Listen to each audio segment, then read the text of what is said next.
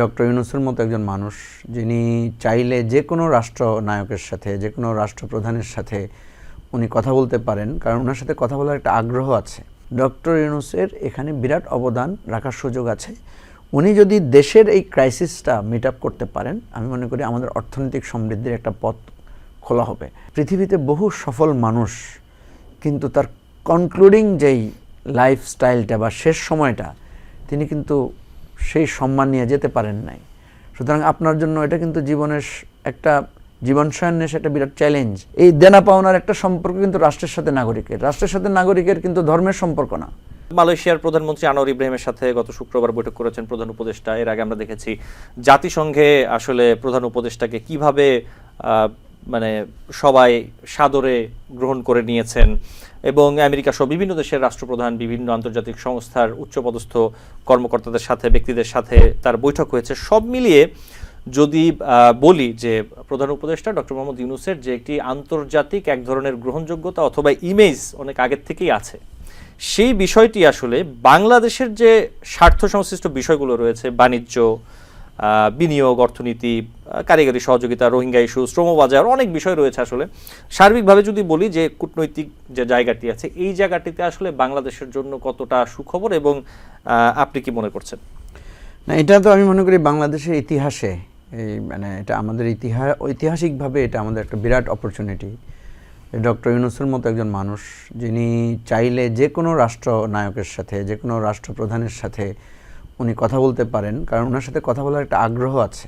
আপনারা দেখেছেন যে বিভিন্ন রাষ্ট্রপ্রধানরা ওনার সাথে ছবি তুলতে চায়, এবং বিভিন্ন ধরনের আপনি অলিম্পিকে ওনাকে যে ধরনের সম্মান দেওয়া হয়েছে, বা পৃথিবীর বিভিন্ন বিশ্ববিদ্যালয়ে যখন উনি লেকচার দিতে যান তখন দেখা যায় মন্ত্রমুগ্ধের মতো তারা এসে ওনার লেকচার। আমার নিজের একটা স্মৃতি আছে, আমি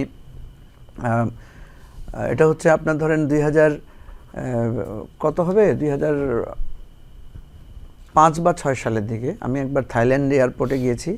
তো ওখানে ব্রেকের মধ্যে আমি নামাজ পড়তে চাচ্ছিলাম, কিন্তু কোথায় পড়ব। তো একটা লাউঞ্জে ঢুকলাম, ঢুকে জিজ্ঞেস করলাম যে আমাকে নামাজ পড়তে পারবো। বুঝতে পারছিল না আমি কি বোঝাতে চাচ্ছি। তো পরে সে আমাকে জিজ্ঞেস করলো যে তুমি কোত্থেকে আসছো। তো আমি বললাম যে আমি বাংলাদেশ থেকে আসছি। তখন সে ড্রয়ার থেকে ডক্টর ইউনূস একটা ছবি বের করে আমাকে দেখালো, বলল যে তুমি কি ইউনূসের দেশের মানুষ?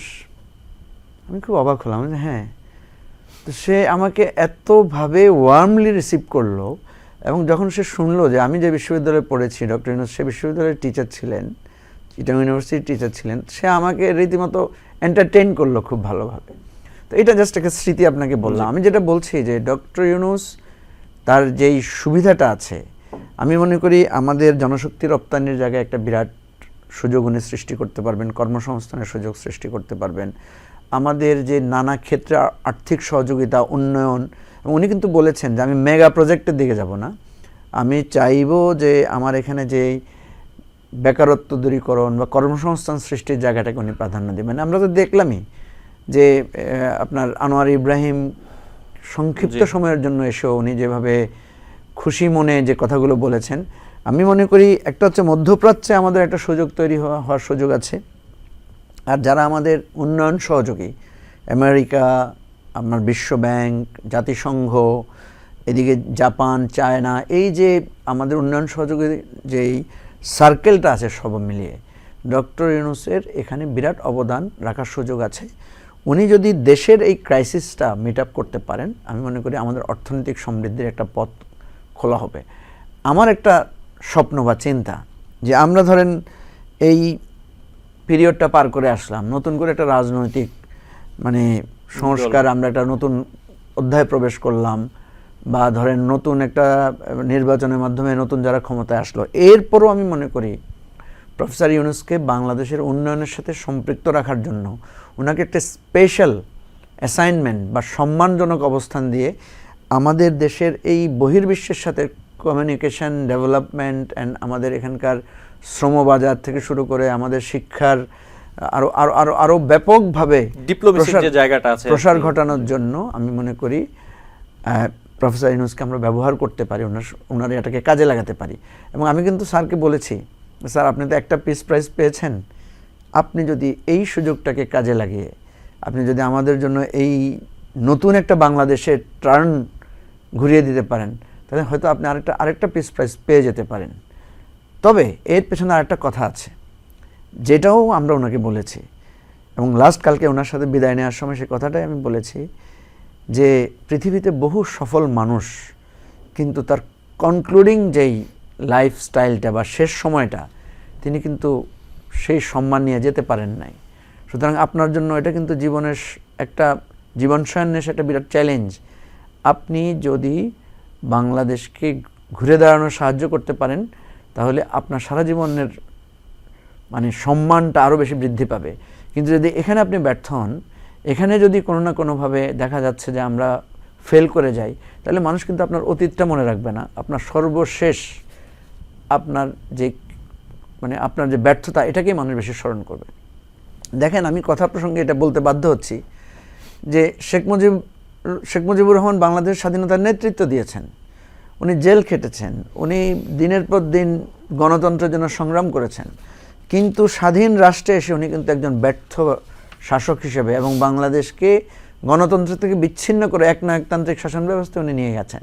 ফলে ওনার বিদায়টা সম্মানজনক হয় নাই, এবং যার কারণে উনি বাংলাদেশের মানে স্বাধীনতার স্বপ্নদ্রষ্টার মানে তকমাটার সাথে সাথে বাকশালের জন্মদাতা হিসেবেও তাকে স্মরণ করা হয়। এই জায়গাটাতেই আমি আসলে আপনাকে আরেকটা প্রশ্ন রাখতে চাই, যে বিষয়টি যে আপনি একসময় ইসলামী ছাত্র শিবিরের সাবেক সভাপতি ছিলেন এবং জামায়াতের কেন্দ্রীয় নেতা ছিলেন, জামায়াতের রাজনীতির সাথে যুক্ত ছিলেন। আমি যদি একটু জানতে চাই, সেটা হচ্ছে যে আপনাদের যে এবি পার্টির আসলে আদর্শগত এবং নীতিগত যে জায়গাগুলো, তার সাথে জামায়াতের সাথে আসলে পার্থক্যগুলো কোথায়? পার্থক্যগুলো খুবই পরিষ্কার। এটা আমরা যখন নতুন রাজনৈতিক দল সূচনা করেছিলাম, তখনই আমরা স্পষ্ট করে বলেছি যে আমাদের এই দলটা কোনো মতাদর্শ, মতবাদ বা ধর্মীয় যে বিভক্তি, এই বিভক্তি নিয়ে রাজনীতি করবে না। এটা আমাদের এই ধরনের পলিটিক্যাল যেই আপনার কি বলে যে বয়ান, এটা আমাদের থাকবে না। ধর্মভিত্তিক রাজনীতি থাকবে না, কোনো মতবাদ ভিত্তিক রাজনীতি আমরা করব না। তাহলে আমরা করবোটা কি? আমাদের লক্ষ্য বা আদর্শটা কি? আমরা বলেছি, ধরেন আপনি যদি সহজে বুঝতে চান, আমি এভাবে বলি যে আমাদের রাষ্ট্রে একটা আদর্শ আছে না? রাষ্ট্রে একটা আদর্শ আছে। যেমন আমাদের রাষ্ট্র যখন গঠন হয় তখন বলা হয়েছিল সাম্য, মানবিক মর্যাদা এবং সামাজিক সুবিচারের ভিত্তিতে রাষ্ট্রটা হবে। আমরা বলেছি আমাদের দলটা হবে মানুষের অধিকার ভিত্তিক একটা রাজনৈতিক দল। আমাদের জায়গাটাই হবে একজন নাগরিক তার অধিকারের জন্য। আপনি দেখেন, রাষ্ট্রের কাছে কিন্তু আমরা অন্য কিছু চাই না, রাষ্ট্রের কাছে আমরা অধিকার চাই। রাষ্ট্রের কাছে আমার একটা পাওনা আছে, আবার আমার একটা দেয়ার জিনিস আছে। এই দেনা পাওনার একটা সম্পর্ক কিন্তু রাষ্ট্রের সাথে নাগরিকের কিন্তু ধর্মের সম্পর্ক না। আপনি দেখেন, রাষ্ট্র যখন কোনো নাগরিক আপনার কাছে আসে, তখন তার একটা দাবি নিয়ে আসে। সেই দাবি কিন্তু আপনি প্রশ্ন করেন না, তুমি কি নামাজ পড়ো, তুমি কি পূজা করো, তুমি কি আস্তিক না নাস্তিক, আপনি সেটা প্রশ্ন করেন না। আপনি শুধু দেখেন তুমি নাগরিক হিসেবে আমার আইন মানো কিনা, তুমি নাগরিক হিসেবে আমার প্রাপ্যটা দাও কিনা, এবং দেন তাকে আপনার চিকিৎসা দিতে হবে, তাকে শিক্ষা দিতে হবে, তাকে আপনি দেখবেন ইউরোপ আমেরিকা যদি আপনি দেখেন, যেগুলোকে আমরা কল্যাণ রাষ্ট্রের কাছাকাছি বা ধারণা নিয়ে থাকি, সেখানে আপনি দেখবেন যে আপনি বাংলাদেশ থেকে গেলেও আপনি যদি সেখানে নতুন নাগরিক হিসাবে অন্তর্ভুক্ত হন, আপনি ফুল নাগরিক হিসাবে আপনাকে সে ট্রিট করছে। সুতরাং আমরা নতুন রাজনীতির যে কথাটা বলেছি, জামাতের সাথে আমাদের পার্থক্যটা অত্যন্ত সুস্পষ্ট। জামাত একটা ধর্মভিত্তিক রাজনৈতিক দল, জামাত একটা ধর্মীয় মতাদর্শ প্রতিষ্ঠার জন্য তারা রাজনীতি করছে। এই জায়গাটার অনেক ভালো দিক আছে, কিন্তু এখানে একটা এক্সক্লুসিভ জায়গা, সে শুধু একটা নির্দিষ্ট জায়গা। জামাতের রাজনীতির কিছু সীমাবদ্ধতার কথা আমরা তখন বলেছি। আমরা জামাতের বিরোধিতার জন্য নয়, রাজনৈতিক বিষয়টা ক্লিয়ার করার জন্য আমরা বলেছি যে জামাত এমন একটি দল, যে দলটাতে সবার প্রবেশাধিকার নাই। যেমন ধরেন একজন হিন্দু জামাতের সদস্য হতে পারে, তাহলে সদস্য হতে পারলে সে তো জামাতের প্রধানও হতে পারবে রাজনৈতিক সিস্টেম। আপনি যদি রাষ্ট্রের নাগরিক হন, আপনি বলেন বাংলাদেশের নাগরিক কি একজন বৌদ্ধ কি বাংলাদেশের রাষ্ট্রপ্রধান হতে পারবে না, এমপি হতে পারবে না? পারবে। তাহলে তো জামাতেরও পারা উচিত। দেখা যাচ্ছে যে জামাতের এই জায়গাটায় তার একটা সীমাবদ্ধতা আছে। সে একটা ধর্মীয় জীবনধারার উপর যারা চলছে তাদের নেতৃত্বে এই দলটা এবং রাষ্ট্রটা পরিচালনার চিন্তা করে। এটা খুবই ভালো চিন্তা, কোনো অসুবিধা নেই। কিন্তু আপনি যখন গণতান্ত্রিক জনগণের ভোটাধিকার, জনগণের অধিকারের কথা বলবেন, তখন আপনি দেখবেন এখন কিন্তু জামাত যখন ওই যে বন্যায় সাহায্য করতে যাচ্ছে, সে যখন এই যে আপনার এবারের ছাত্র আন্দোলনে যারা নিহত হয়েছে তাদের বাড়িতে যাচ্ছে, সেখানে তো সে কে নামাজ পড়ছে কে পড়ছে না, কে হিন্দু কে মুসলিম সেটা বিবেচনা করছে না, সে সবার সাথেই তো কাজ করছে। এবং জামাতের আমির কিন্তু কিছুদিন আগে বলেছেন যে আমরা ধর্মের ভিত্তিতে নানা রাজনীতির ভিত্তিতে বিভক্তিটা চাই না। তো আমরা যে কথাটা স্পষ্ট করে বলেছি যে আমাদের রাজনীতির মূল জায়গাটা হবে কর্ম, এবং আমরা মনে করি, যদি সংক্ষেপে একটু জাস্ট আপনাকে বলে দিই, আপনাদের যে মূল বিষয়গুলো সেটা হচ্ছে সাম্য, মানবিক মর্যাদা এবং সামাজিক সুবিচার, এই বিষয়গুলো আসলে আমরা মনে করছি যে এই তিনটা যেহেতু আমাদের রাষ্ট্রের ভিত্তি, আমাদের রাজনীতির ভিত্তিও এই তিনটা। জি ঠিক, আমি এই জায়গাটাতেই যে কথাটা আপনি বললেন, আমি আমাদের দর্শকদের আসলে একটু বোঝার জন্য আসলে যে বিষয়টা, আপনার একটি সাক্ষাৎকার ছাপা হয়েছিল বিবিসি বাংলায়, এটা হচ্ছে 2019 সালের 20 সেপ্টেম্বর। সেই সাক্ষাৎকারে আপনি বলেছিলেন যে আমাদের দল কোনো ধর্মীয় দলও হবে না, ধর্ম নিরপেক্ষ হবে না। এই বিষয়টা আসলে যদি আমাদের দর্শকদের ধন্যবাদ বুঝিয়ে বলতেন। আচ্ছা ঠিক আছে, আমরা যে কথাটা বলেছি যে আমাদের দেশে ধর্মীয় দল আর ধর্মনিরপেক্ষতা বলে দুটো কথা যেটা বলেছে, প্রথম কথা হচ্ছে যে ধর্মীয় দল কোনগুলো, যেই দলটার আপনি সহজে যদি বুঝেন তার আগে দিয়ে তার ধর্মের পরিচয়টা থাকবে। যেমন আমাদের দেশে যে ইসলামিক দলগুলো আছে এদের প্রত্যেকের দলের সাথে তার একটা ধর্মীয় পরিচয় আছে। আপনি যদি অন্য দেশে যান, যেমন ধরেন আপনি যদি একটা দলের নাম হয় হিন্দু লীগ, অ্যাপারেন্টলি মনে হবে এটা হিন্দুদের একটা দল। আমাদের যদি দলের নাম থাকে এরকম যে বৌদ্ধ পরিষদ, বৌদ্ধ কল্যাণ পরিষদ, তার মানে হচ্ছে এটা বৌদ্ধদের একটা দল। তো এটা অ্যাপারেন্টলি আমি বলছি, আপনি হয়তো বলবেন যে ইসলাম সার্বজনীন, সেটা আলাদা জিনিস। আমি বলছি একটা জিনিস ফার্স্ট যখন আপনি দেখেন, তো এই জন্য আমরা বলছি যে ধর্মভিত্তিক দলগুলো হচ্ছে প্রথমত নামে ধর্মের একটা প্রভাব থাকে, এক নম্বর। দুই নম্বর হচ্ছে তার কাঠামোটা তৈরি হয় এটা ধর্মীয় কাঠামোর মধ্যে। যেমন আপনি যদি একটা হিন্দু ধর্মের দল, হিন্দু ধর্মভিত্তিক একটা দল তৈরি করেন, তাহলে দেখবেন সেখানে প্রথমেই ভগবান, তার কৃষ্ণের কথা, তার ধর্মীয় অভিপ্রায়ের কথা লেখা থাকে। একইভাবে আপনি যখন একটা ইসলামী দলের কথা বলুন, সেখানে ইসলামের অভিপ্রায়গুলো লেখা থাকবে। আমরা বলেছি আমাদের এখানে এই ধর্মীয় অভিপ্রায়, ধর্মীয় কথাগুলো লেখা থাকবে না। তাহলে কি লেখা থাকবে? আমাদের এখানে লেখা থাকবে সাম্য অধিকারের কথাটা লেখা থাকবে, যেটা কোনো ধর্মের বিরুদ্ধে নয়, এবং এটা ধর্মেরও মর্মবাণী। আপনি যদি বলেন যে মানুষ তার ন্যায়সঙ্গত বিচার পাবে, মানুষ তার ন্যায়সঙ্গত কাজ করতে পারবে, মানুষ তার অধিকারের ভিত্তিতে, সাম্যের ভিত্তিতে তার অধিকার ভোগ করবে, তার প্রাপ্য পাবে, এটা তো ধর্মবিরোধী কথা না। সেজন্য আমরা এই অর্থে বলেছি যে আমাদের দলটা ধর্মভিত্তিক দল না। এরপরে আমরা যেটা বলেছি ধর্মনিরপেক্ষ, আমাদের এখানে ধর্মনিরপেক্ষ শব্দটার একটা অপপ্রয়োগ আছে। সেই জন্য আমরা বলেছি যে ধর্মের প্রতি কোনো, মানে আমি ধর্ম চাই না, আমি আমার নাম বদলে ফেললাম, যেটা আমাদের দেশে হয়েছে। নজরুল ইসলাম, ইসলাম বাদ দিয়ে দাও, নজরুল হল। হ্যাঁ, এই ধরনের যে প্রবণতাগুলো ছিল, যে আসলে আমাদের এখানে হয়েছে কি ধর্মনিরপেক্ষতা বলতে তারা বেশিরভাগ ক্ষেত্রে ইসলামকে বাদ দিতে চায়। আমরা বলেছি এখানে সকল ধর্মের লোকেরা আসতে পারবে, সকল ধর্মের লোকদের অধিকার থাকবে, দলের কার্যক্রম অনুসারে তার নেতৃত্ব নির্ধারিত হবে এবং তার কর্মের ভিত্তিতে দল তাকে মূল্যায়ন করবে। সেজন্য এই আলোচকে আমরা বলেছি এটা ধর্মভিত্তিক দলও না, আবার ওই অর্থে ধর্মনিরপেক্ষ দল না। আমাদের দলটা অধিকার ভিত্তিক দল, এবং অধিকার প্রতিষ্ঠাকেই আমরা মনে করি রাষ্ট্রের দায়িত্ব। সুতরাং আমার এই রাজনৈতিক দলের কাজটা হচ্ছে অধিকারের দল, এবং এটা একটা ইনক্লুসিভ রাজনৈতিক দল। জি, আপনাকে ধন্যবাদ। আমরা সময় আমাদের আসলে হাতে কম, আমি ছোট করে দুটি প্রশ্ন একসাথেই করি, আপনি আমাকে যদি একটু উত্তর দেন।